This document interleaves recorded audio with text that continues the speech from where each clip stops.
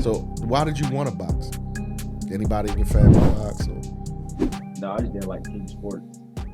And I just saw it on TV. I saw MMA on TV. I wanted to do that, but my mom said no. It's boxing instead. Right.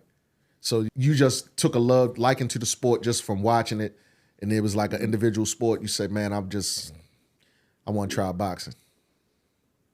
That's how it happened. Wow. Mm-hmm. How long did you train before your first bout? Do you remember the first time going to the gym?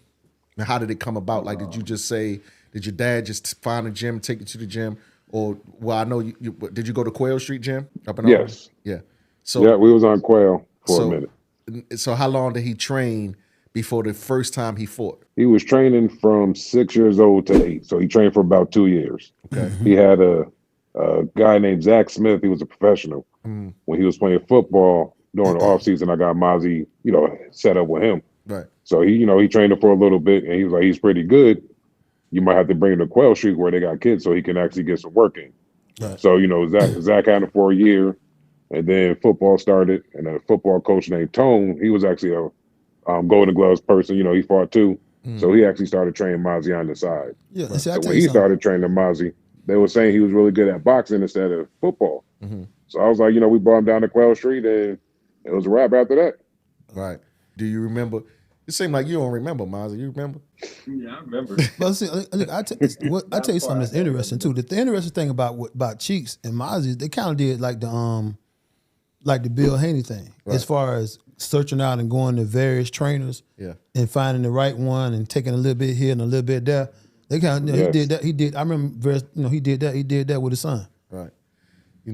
Rock is a big fan of y'all, man. He can't contain himself right now. Yeah, appreciate that. The homies, man. Listen, man. I mean, looking at them, give me hope that me and my baby we can get there too. Yeah, that's what's up. But Mazzi was looking like he confused about it. Like he don't remember his fights. So you remember your first fight? Yeah. Who did you fight? I fought Shamar Canal. Ah, Shamar. He with the Haneys right now. Yeah. Did y'all know that? You knew that. Oh, yeah. Yeah, he with the Haneys right now. Who is the kid he fought? I mean, Shamar Canal. He just Shamar was 10-0 when he fought him on Mazzi's first fight. Did you win? No. Yeah. But it was a good experience, I'm assuming. Yeah, it was a good experience. I went the next one. Right. What was the first national tournament you went to? Was it Ringside? Ringside. Yeah, I think it was Ringside. That's where we met. Yeah. Did you win? We met at Ringside. Did you win? No, I got second. Second place. All right. Now, how many amateur fights did you end up having? At least 8. I don't know the exact number, but at least 8. 80? Between 80 and 90. Yeah. We lost track after COVID. That's when we was just trying to get some fights, but COVID came and it was a wrap after that. I think we had like 2 fights during COVID, and that was it. Right. So, COVID did a number on everybody. Yeah, who you telling? Crazy, man. With the boxing, even the tournaments was jacked all up. But so you decided to turn pro in 2022. Yeah. First of all, go ahead. You was about to say something? I said, yeah, pro seemed like the move for me. You signed a manager agreement with manager Ryan Rickey. Why did you decide at that time? I know you said you felt like it was better for you, but why did you actually decide? Like, what happened or what was going on when you said, I'm going to turn pro right now? I wanted to turn pro at 15. Right. I always wanted to be pro. Olympics wasn't really in the mood for me. Right. So I was like, I want to turn pro. So everybody's saying I'm good enough to be pro. Right.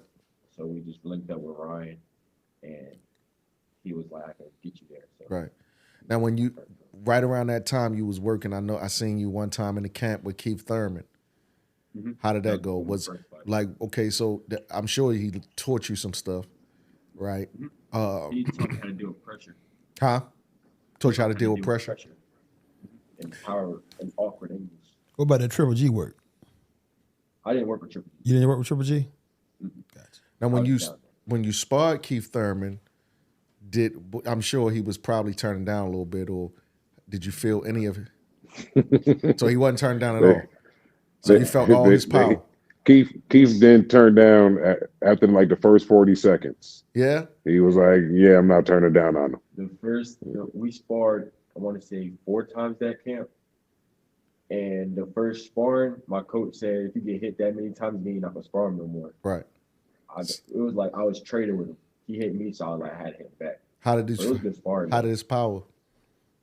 He rocked me like once, good time. Right. I mean, once you feel that kind of power, you feel power from a Keith Thurman, that should give you all the confidence you need. Once you feel a power from a Keith Thurman, and then you be like, okay, well, ain't nobody gonna hit me as hard as this. Yeah, because he didn't get one time. What? Exactly. He didn't get one time. Where do you think he get his name from? I'm clear. One time. I'm clear. But he ain't the same as he used to be. Don't get started on him no more. He ain't the same as he used to be. Power don't go nowhere. Legs do.